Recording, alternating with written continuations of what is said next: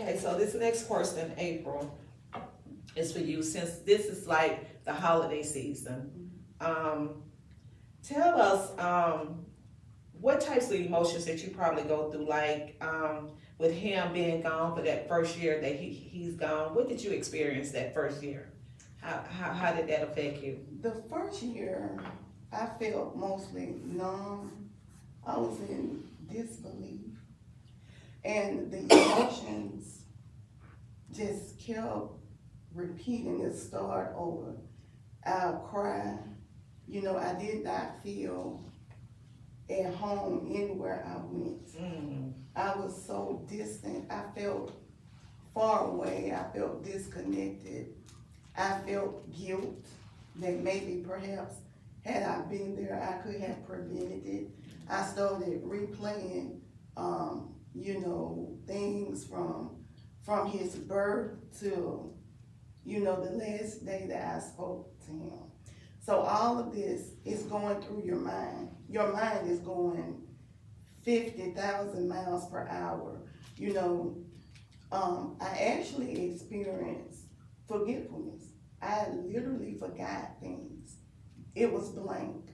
So when people ask me to recount what happened that day, you know, from the time that I received the news of my son being deceased, there were gaps that I could not remember. I had things out of order. So I had two close friends at the time that was there. And I had to get them to help me put the pieces together, you know, and I would have where I went, you know, I think I went to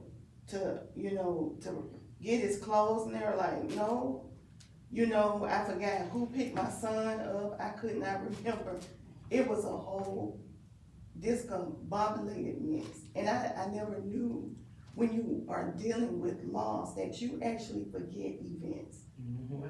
So I went blank. It was the trauma. Wow. So is that something common, Miss Rose, to go through? Yes, I'm sitting here listening to Miss X, and what I'm recounting is grief does follow phases or stages.